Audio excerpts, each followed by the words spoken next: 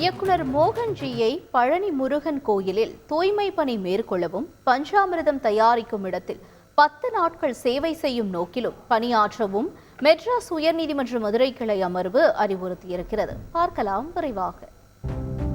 ருத்ரதாண்டவம், பாகாசுரன் போன்ற திரைப்படங்களை இயக்கி இயக்குனராக வலம் வருபவர் மோகன்ஜி.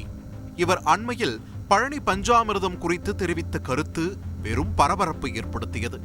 இந்நிலையில் பஞ்சாமிர்தம் குறித்து அவதூறு பரப்புவதாக தொடுக்கப்பட்ட புகாரில் மோகன்ஜி கைது செய்யப்பட்ட நிலையில் பின்னர் ஜாமீனில் விடுவிக்கப்பட்டார். இந்த சூழலில் மோகன்ஜியின் ஜாமீன் மனு மீதான விசாரணை மெட்ராஸ் உயர்நீதிமன்ற மதுரை அமர்வில் நடைபெற்றது.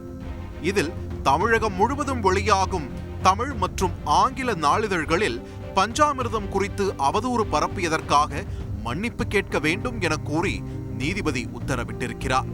கூடவே பழனி கோவில் மீது உண்மையிலேயே அக்கறை இருந்தால் கோவிலில் தூய்மை பணி மேற்கொள்ளவும் பஞ்சாமிர்தம் தயாரிக்கும் இடத்தில் 10 நாட்கள் சேவை செய்யும் நோக்கில் பணியாற்றவும் நீதிபதி அறிவுறுத்தியிருக்கிறார்.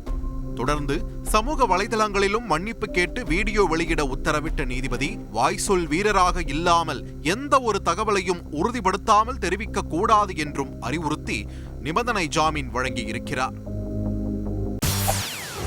செய்திகளை உடனுக்குடன் தெரிந்து கொள்ள உடனே சப்ஸ்கிரைப் பண்ணுங்க.